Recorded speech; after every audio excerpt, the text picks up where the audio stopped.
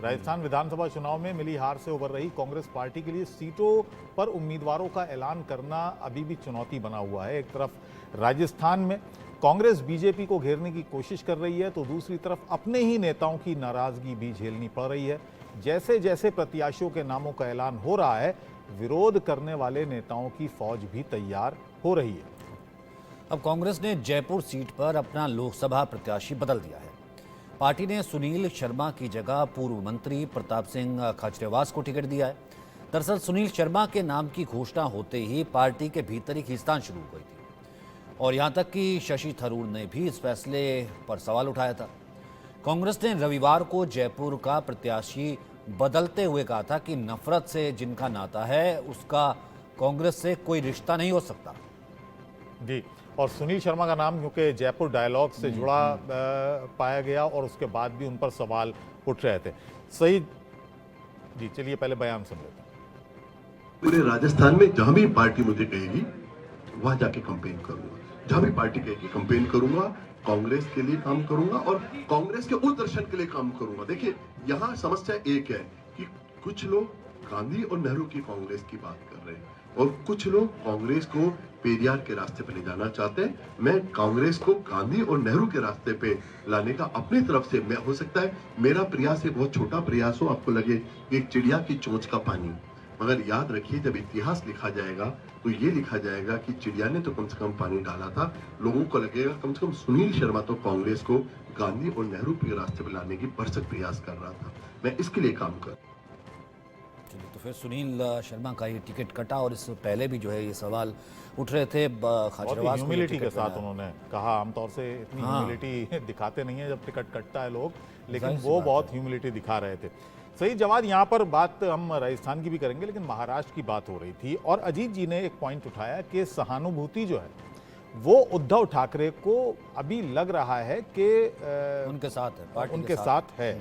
अब बात करते हैं कि जो एक विरासत है शिवसेना की, जिसको बाला साहब ठाकरे की भी विरासत कहा जाता है, वो किसके साथ है?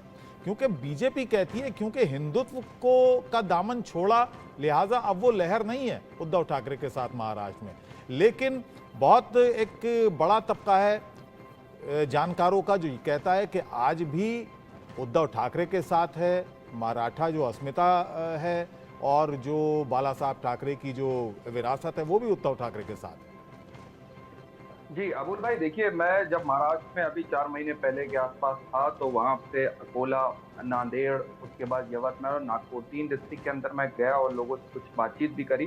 तो वहाँ पे नाराजगी की एक ये थी कि भारतीय जनता पार्टी ने बाला साहब की आइडियोलॉजी को धोखा दिया। वहाँ के जो सेंटीमेंट जमीन पे थे, लोगों के बीच बातचीत करके जो समझ में आ रहा था, बहुत ज्यादा तो नहीं लेकिन ये समझ में आ रहा था कि सेंटीमेंट्स अभी भी साथ में। फिर दूसरा झटका शरद पवार साहब के साथ ये लगा कि वो अजीत दादा पवार की बात खुद माननीय प्रधानमंत्री जी बात कर रहे थे। 70,000 करोड़ के घोटाले की बात माननीय प्रधानमंत्री जी कर रहे थे। हेलो जी जी हेलो हेलो 70,000 करोड़ के घोटाले की बात माननीय प्रधानमंत्री जी खुद कर रहे थे और उसके बाद कैसे जो है एनसीपी को तोड़ा गया और तोड़ने के बाद उन्होंने पार्टी के अंदर अजीत दादा पवार को उप मुख्यमंत्री बनाया। तो ये भ्रष्टाचार के ऊपर और सेंटीमेंट जो है, जो अंडर करंट अभी है, उसको भारतीय जनता पार्टी हो सकता है अभी महसूस नहीं करी जा रही। इस वक्त अजीत दादा पवार जो है वो एक तरीके के लायबिलिटी के तौर पे जो है वो भारतीय जनता पार्टी के साथ है। नेता तो उनके साथ हैं, जो ग्राउंड रियलिटी है, जो लोगों के सेंटीमेंट की बात कर रहे हैं, वो अभी भी अपने शीर्ष नेतृत्व के साथ है। इसीलिए कॉन्फिडेंस जो है वहां पर जो है गठबंधन का अभी सामने को देखने को मिल रहा है। ठीक है, मैं वापस आऊंगा महाराष्ट्र का। आपने जिक्र किया ना, क्योंकि इस वक्त हम राजस्थान की भी बात कर रहे हैं और तस्वीर में हम वहीं के दिखा रहे हैं कि आखिरकार हुआ क्या, सुनील का दर्द कैसे छलका। और जैसे बताया, अबुल भी कह रहे थे कि इस तरीके से रिएक्ट कोई करता नहीं, लेकिन जो है काफ़ी डिग्निफाइड तरीके से रिएक्ट किया। मनु शर्मा अब channel head India news Rajasthan हमारे साथ जुड़ गए हैं। मनु जी, क्या अंदर खाते क्या कहानी हुई है? देखिए, सुनील शर्मा जिनको टिकट दिया गया था पहले कांग्रेस की तरफ से, उनके ऊपर जो आरोप लगाए गए, जो कांग्रेस के अंदर काफी ट्रेंड भी हुआ और वायरल भी हुआ, उनके जो वीडियोस थे, जयपुर डायलॉग्स एक संस्था बनी हुई है जो राजस्थान के अंदर कार्यक्रम कराती है, कई जगह भी कराती है। उनका सीधा कनेक्शन कहीं ना कहीं आरएसएस से बताया जाता है। वहाँ जो विचारधारा है उनके आरएसएस से संबंधित लोग उसके अंदर भाग लेते हैं ज्यादा। तो सुनील शर्मा भी उसके अंदर, उनके वीडियोज भी उसके अंदर थे, तो उनको काफी वायरल किया गया और कांग्रेस के अंदर इस बात आपके ऑडियो में कुछ दिक्कत है, मैं ठीक करवाता हूँ। अजीत जी, आप भी बहुत बेहतर तरीके से जानते हैं, सुनील शर्मा संघ से आते हैं, नाम पहले था लेकिन एकदम ये तो एम्बैरेसिंग हुआ। जो मनु शर्मा कह रहे हैं मैं उसी को आगे बढ़ाता हूँ। वो डायलॉग वाला जो मामला था उसके कुछ वीडियो सोशल मीडिया पे रिलीज हुए, फिर ये आरोप लगा कि राहुल गांधी के खिलाफ इन्होंने बोला। लेकिन मैं हैरान इस बात से नहीं हूँ, मैं हैरान इस बात से हूँ कि कांग्रेस पार्टी ने इस बार राजस्थान में बड़े अजीबोगरीब टिकट ठीक ठाक दिए, इसमें मैं वो नहीं कहता, लेकिन एक भी ब्राह्मण को टिकट नहीं दिया है कांग्रेस ने। दूसरा, एक भी मुस्लिम को टिकट नहीं दिया है राजस्थान में कांग्रेस को। ये सुनील शर्मा अकेले ब्राह्मण कैंडिडेट थे जिनको कि जयपुर सीट ब्राह्मणों की मानी जाती है, और ये अकेले जो कैंडिडेट थे जिनको कि वहां पर ब्राह्मण होने के नाते टिकट दिया गया था। लेकिन अब कांग्रेस के रणनीतिकारों की चूक है, किसने सिफारिश करी, किसने क्या सोचकर सुनील शर्मा का नाम आगे करा, तमाम नाम थे। और कहीं ना कहीं मुझे लगता है कुछ सीटों में बहुत समझदारी करी है कांग्रेस इस बार राजस्थान में, इस कोशिश में लगी है कि जो हैट्रिक है बीजेपी की उसको रोका जाए। तो जैसे राहुल कसवा को जैसे ही मौका मिला तो कांग्रेस ने टिकट शुरू से दे दिया। वहां पर जो अगर जाति की राजनीति चलती है राजस्थान में इस बार, अगर मैं बार बार कह रहा हूं, अगर जाति की राजनीति चलती है, मोदी की लहर कमजोर पड़ती है या अयोध्या की लहर कमजोर पड़ती है, तो कांग्रेस 5-7 सीटों में ठीक ठाक प्रदर्शन करेगी। क्योंकि जो रिपोर्ट्स वहां पे ये है कि जाट, गुर्जर और मीणा इस समय नाराज बताए जाते हैं बीजेपी से। उसकी 2-3 वजह हैं। जैसे विधानसभा चुनाव में तो प्रधानमंत्री मोदी ने और पूरी बीजेपी ने गुर्जर और मीणा जो समाज था उसको साथ लिया था, लेकिन जाट को नहीं साथ पाए थे, इसलिए जाट बाहुल्य इलाकों में बीजेपी हारी है। वो नाराजगी जाटों की अभी भी है। चलिए इसी बात को मैं आगे बढ़ाता हूँ। आलोक जी, जैसा कि अजीत जी कह रहे हैं कि यहाँ पर जिस तरह की नाराजगी है और जाति कार्ड अगर वहाँ पर चलता है तो फायदा हो सकता है कांग्रेस पार्टी को। हालांकि कांग्रेस के पास वहाँ पर खोने के लिए कुछ है नहीं, जो कुछ अर्जित होगा वो उसका फायदा ही है। क्या लगता है आपको इस बार राजस्थान में? देखिए, आप ये देखिए, सचिन पायलट वैसे बोल्डली अभी भी पार्टी को डिफेंड कर रहे हैं कि उनको छत्तीसगढ़ का इंचार्ज बना के कहा गया है कि आप छत्तीसगढ़ में जितवाइए। अशोक गहलोत, वैभव गहलोत के लिए ठीक है, उनको टिकट मिल गया है। तो अब मेरा ऐसा मानना है, और जाति का मैं एक उदाहरण देना चाहता हूँ। गौरव वल्लभ शर्मा जो बहुत अच्छे प्रखर वो मैंने मैनेजमेंट के आदमी भी रहे हैं, आईडी ये जो अपना IMD जो बड़ा इंस्टीट्यूट है वहाँ प्रोफेसर रहे, उनको उदयपुर में ब्राह्मण कॉन्स्टिट्यूंसी में खड़ा कर दिया। जयपुर और उदयपुर दोनों ऐसी जगह थी। अभी चूंकि अजय जी ने कहा, मैं उस बात को इसलिए मेरे ध्यान में आ गया कि वहाँ लोगों ने घोषित रूप से, मैंने बता दी, आप लोगों को मालूम है कि नहीं, मैं वहाँ के लोगों से मेरी बात करके मालूम हुआ कि ब्राह्मण सभा ने बुला के कहा कि भाई देखो, चूंकि तुम लोग सनातन के खिलाफ तुम्हारी पार्टी बोलती है, तुम्हारी पार्टी जो है इस तरह से हम करती है, तो ब्राह्मणों ने कहा तुम अकेले भी खड़े होते तुमको दे सकते हो, किसी और पार्टी से होते दे देंगे, लेकिन कांग्रेस को किसी कीमत पर वोट नहीं देंगे। तो ब्राह्मणों का नाराजगी करने से, देखिए राजस्थान, मध्य प्रदेश, ये जातिगत समीकरण, गुर्जर, ये वो कैसे करते हैं जाट नाराज। वो जाट तो, मैं तो रामनिवास मिर्धा जी जो नाथुराम मिर्धा से भी पुराने नेता थे, उनसे मिलता रहा, उनके इंटरव्यूज किए कई मैंने एक समय में जाट वहां पर, लेकिन जाट भी उस तरह मुख्यमंत्री वहां नहीं ज्यादा हुए। नटवर सिंह जी जाट नेता थे, और जाट भी कौन सा HIV कहने पर सनातन को या गाली देने पर खुश होता है। इसीलिए मेरा कहना है कि उसको ये खेल, ठीक है, जाति कम्युनिकेशन में सब, अरविंद जी हमेशा जाति पर तो उनकी किताबें हैं, मेरा हमेशा यही मानना है कि उसके बाद राजस्थान का ताजा उदाहरण है, और मैंने नाम लेके बता दिया। वो हो सकता है गौरव वल्लभ जी को मालूम ही है, नेचुरली वो तो खुद ही वहां खड़े हुए थे। तो ऐसी स्थिति में आप ऐसे जाति समीकरण के आधार पर करते तो चलिए, क्योंकि अरविंद जी ने किताब भी लिखी है जाति और राजनीति की, उनसे भी बात कर लेते हैं जरा, क्या सिचुएशन राजस्थान में बनने वाली है इसमें। नहीं, वहां पर जो मैं ये कह रहा हूँ, बोल सकता हूँ मैं? अजीत जी आऊंगा, अरविंद जी से जरा एक कमेंट ले। गणित जो है चलता है, लेकिन जाति का गणित सेकेंडरी ही रहता है, प्राइमरी नहीं रहता है। और जाति के मामले में ये बात है, जो कम्युनल डिस्कोर्स को काटना जाति का डिस्कोर्स करता है, ये साधारण थ्योरी है। लेकिन पिछले चुनाव में राजस्थान में, मध्य प्रदेश में, छत्तीसगढ़ में कांग्रेस ने जाति का कार्ड चलाया और कोशिश की कि कार्ड चले, लेकिन वो चल नहीं पाया क्योंकि जातियों का पोलराइजेशन नहीं है। ये बात छत्तीसगढ़, मध्य प्रदेश पे तो लागू होती है, राजस्थान में नहीं लागू होती। राजस्थान में जातियां पोलराइज हैं, हर जाति का संगठन है और काफी पहले से है। लेकिन जातियों के मामले में एक बात बहुत साफ अभी और दिखाई दे रही है बाकी जगह की, कि हर जाति पोलराइज है और वो किसी भी जाति के या समूह के अंदर बंध के रहना, जैसे पिछड़ा ग्रुप आप कह दीजिए, दलित कहिए, महादलित कहिए, दलित की भी जातियां जितनी हैं मेरे ख्याल से सब अब अपने अपने ढंग से पोलराइज हुई हैं और वो सत्ता में अपनी हिस्सेदारी चाहती है। तो वहां तक तो बात ठीक है, लेकिन अकेले एक जाति किसी को जितवा दे, देश में ऐसी कंस्टिट्यूंसी अभी नहीं बनी है। और ऐसी कंस्टिट्यूंसी एक जाति की कहीं कहीं जाटों की दिखाई देती है यहाँ, या मराठों की दिखाई देती है महाराष्ट्र में, तो उनके अंदर के अपने फूट भी हैं। ठीक है अजीत जी, मैं नेटवर्क ठीक करवाता हूँ। आप कुछ ऐड करना चाह रहे थे? हाँ, मैं ये कह रहा था कि देखिए राजस्थान में मेरे को लगता है कि राजस्थान एक ऐसा अकेला प्रदेश है पूरे देश में। हालांकि हम उत्तर प्रदेश, बिहार को कहते हैं कि जाति की राजनीति वहाँ पे ज्यादा होती है, जाति बहुत ज्यादा हुआ है। लेकिन मेरा अपना आकलन ये है कि क्योंकि मैं 28, 30 साल, 32 साल से राजस्थान देख रहा हूँ, सबसे ज्यादा जाति का जो बोलबाला है वो राजस्थान में है।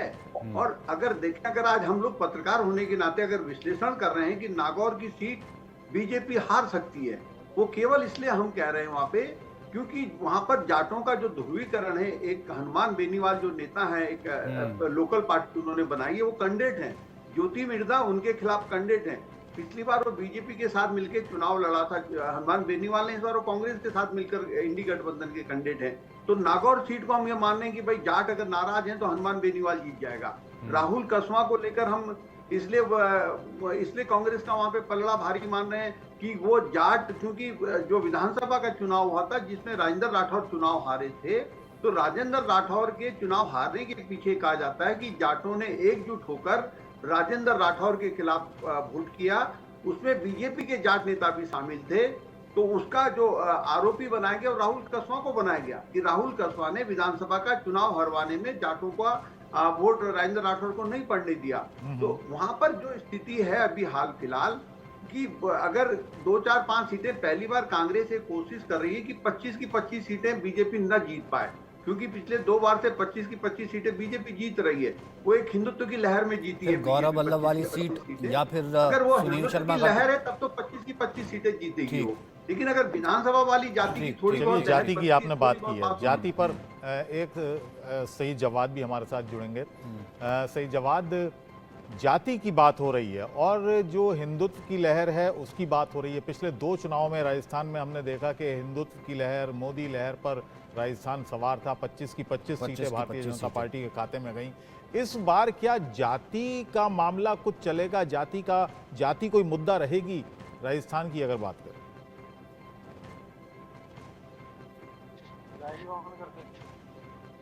सही जवाब, मेरी आवाज मिल रही है? हम तक आवाज नहीं आ रही है। अरविंद जी, आप कनेक्टेड हैं? आप तक आवाज आ रही है? अच्छा अजीत जी, मैं वापस आ जाता हूं क्योंकि वहां तक आवाज नहीं जा रही है। आ रही है आवाज जी, ठीक है, ठीक। जी जी जी, जो अबुल ने सवाल दोहराया जाति, और जिसका जिक्र यहाँ पर आलोक जी ने भी किया, गौरव वल्लभ वाली पॉइंट, और वहाँ पर ब्राह्मण सभा का ये कह देना कि भैया कोई और पार्टी से होते तो वोट दे देते, लेकिन क्योंकि सनातन के खिलाफ बोलना शुरू करना तो जाति विशेष होकर भी वोट नहीं। ये दोनों करंट का काटना है। जाति और कम्युनल करंट में जो ऊपर होगा वो एक दूसरे को काटेगा।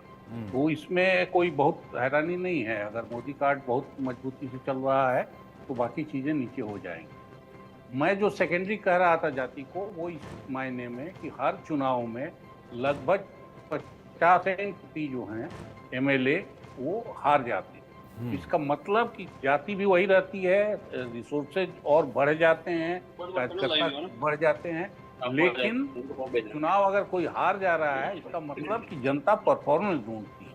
जाति भी फैक्टर है, बाकी भी फैक्टर हैं, लेकिन सबसे ऊपर 1 नंबर पे परफॉर्मेंस रहता है। एमपीओ का परफॉर्मेंस, सरकार का परफॉर्मेंस, लोग पहले उसको जज करते हैं, उसके बाद इन चीजों को देखते हैं। जाति के लोग बैठे रह जाते हैं और फिर अगर अच्छा परफॉर्मेंस वाला है, जाति का कोई वहां नहीं है, बाहरी है, उसके बावजूद वो लेकिन जाति के बारे में कहा जाता है अरविंद जी कि जाति का जो माहौल है, जाति को लेकर जो एक माहौल है वो वैसा नहीं दिखता है जो एक धर्म को लेकर दिखता है।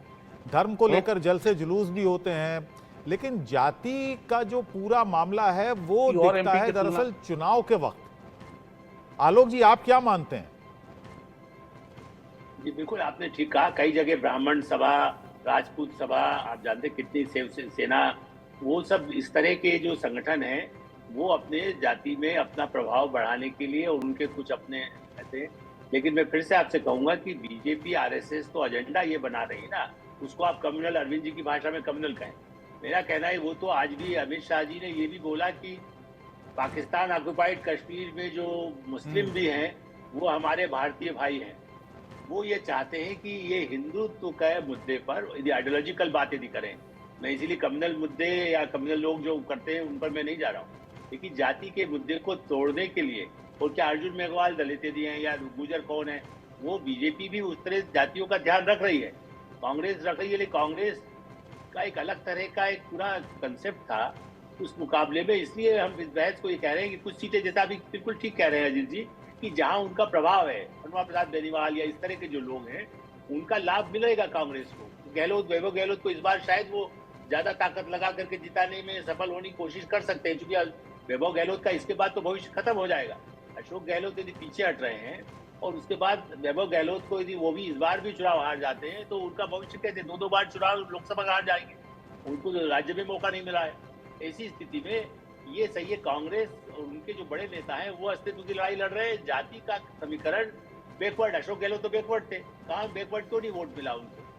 यही तो मैं कह रहा हूँ कि कांग्रेस जब जाति राजनीति करने आती है तो अपने मूल जो उसका आधार है वो गड़बड़ा जा रहा है, और इसलिए जो नुकसान होता है, यदि वो हिंदू वेव कहिए, अयोध्या वेव कहिए और प्रगति का, लेकिन जाति को लेकर बहुत सारे आंदोलन भी देखने को मिले, आरक्षण को लेकर जातियों में आंदोलन राजस्थान में खासतौर से देखने को मिले। पार्टियां चलाती भी हैं अबू जी, वही पार्टियां चलाती है, जब आप देखते हैं उसको पीछे कर लेती है फिर आगे कर देती है। फाइनेंस तो वही लोग पार्टियां करती है, दोनों बड़ी पार्टियां। हाँ, और ये जो जातीय जनगणना वाला मुद्दा है, ये कितना अपील करने वाला है खास तौर से राजस्थान में? मैं तो मानता हूँ कि देखिए, जाति जनगणना को लेकर के मेरी इतने लोगों से बात हुई, कांग्रेस के लोग मेरे बहुत पुराने परिचित हैं, सब इस बात से परेशान हैं कि इस मुद्दे को लेकर के क्यों तूल पकड़ रहे हैं, इससे हमें फायदा नहीं है। हम कांग्रेस के नाम पर, हम इंदिरा गांधी के नाम पे, राजीव गांधी के नाम पे, सोनिया गांधी के नाम पे भी ले लें और गांधी के नाम पर ले लें, जो महात्मा गांधी का, लेकिन आप जाति जाति करेंगे तो देखिए, यदि मुलायम सिंह यादव या लालू यादव के मुकाबले में क्या राहुल गांधी को मानेंगे कि हाँ ये हमारे जाति के प्रतिनिधित्व कर सकते हैं? दिक्कत कांग्रेस की यही है, जो मूल समस्या हो रही है। जैसा मैंने आपसे कहा, कई मेरे पास, मैं अभी कांग्रेस में जो शीर्ष नेता है उन लोगों का भी मैं आपको बता रहा हूँ कि जो पर्दे के पीछे कहीं बात करते हैं वो सब इससे बहुत विचलित है, क्योंकि वो इंदिरा, राजीव, आप कुछ भी कहीं, सोनिया गांधी तक तो काम किया ना, उनके राइट हैंड में उनके मंत्री रहे वो लोग, वो अभी कांग्रेस में है, वो बैठे आंसू बहा रहे हैं। आंसू मतलब बरसुली तो नहीं रो सकते, लेकिन वो ये कि करे क्या, वो भी कहीं जाने की स्थिति में नहीं है, पूरी जिंदगी लगा दी उन्होंने। इसलिए ये जो आप कह रहे हैं कि मैंने इसलिए कहा मेरा पूर्वाग्रह हो सकता है, लेकिन उन नेताओं का तो नहीं हो सकता ना जो उसके साथ है। मैं नाम लेना इसलिए नहीं होगा कि कल से वो मुझसे बात ही नहीं करेंगे। आपसे रिकॉर्ड की बात कह रहा हूँ, इसलिए बहुत सारे ऐसे लोग हैं जिनकी बातें नहीं पहुंच पा रही है, उनकी तरफ से जो बोलने वाले आते हैं, या जो मध्य प्रदेश में भी अभी गए, वो भी ये कह देते हैं, अभी आया कि लोग छोड़ के क्यों जा रहे हैं, कहीं तो अपना आत्मावलोकन करिए। तो अब ये इससे दुखद ये लग रहा है मुझे कि किसी को कोई समझ ही नहीं आ रहा कि जाति जनगणना, एक समय नीतीश कुमार जी ने जो किया वो अपनी जगह एजेंडा बनाने की कोशिश कर रहे थे, क्योंकि वो प्रधानमंत्री पद के दावेदार बन रहे। राहुल गांधी को उनके लोगों ने जो भी सलाहकार है, या प्रशांत किशोर पहले थे, या प्रशांत किशोर भी उतना नंबर तो उनको देते नहीं है, लेकिन मेरा मानना है कि जाति जनगणना के आधार पर कांग्रेस को फायदा नहीं है। ये कहा भी अजीत जी ने, शायद ये तभी कहा कि इस बार थोड़ी सी अटपटा लग रहा है कि मतलब जाति को लेकर के फिर भी कांग्रेस जो है वो समीकरण मिटाने की कोशिश करती है, लेकिन इस बार वो शायद जो है वो सीट दिख नहीं रही, और ख़ासतौर से जयपुर में भी जो कल ब्लंडर हुआ उसको लेकर के भी। और मनु जी हमारे साथ तो जुड़े हुए हैं, मनु शर्मा, उस वक्त आवाज़ चली गई थी, आप बता रहे थे कि अंदर खाते कहानी हुई क्या, जिसको अजीत जी ने आगे बढ़ाया था जयपुर डायलॉग्स को लेकर के, और फिर उसके बाद हम बात यहाँ पर कर रहे हैं जाति समीकरण की या पोलराइजेशन की।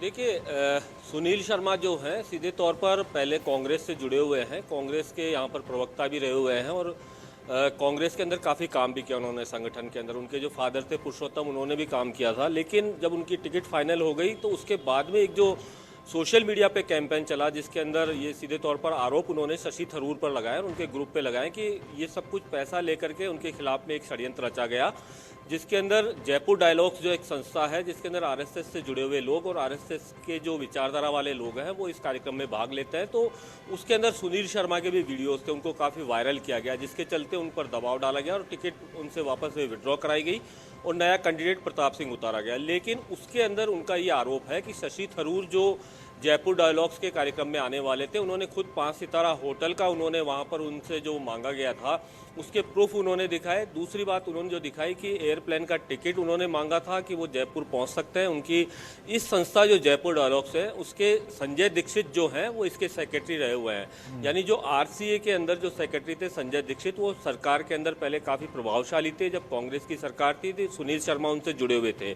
ये सारी तमाम बातें सोशल मीडिया पे चली तो ये टिकट वापस लेना पड़ा और आखिर अब प्रताप सिंह को टिकट दिया है। अब बात करें यहाँ पर जातिगत समीकरण की, तो जातिगत समीकरण भी आप देखेंगे तो भारतीय जनता पार्टी ने भी यहाँ पर जो टिकट दिया है जयपुर में वो मंजू शर्मा को दिया है।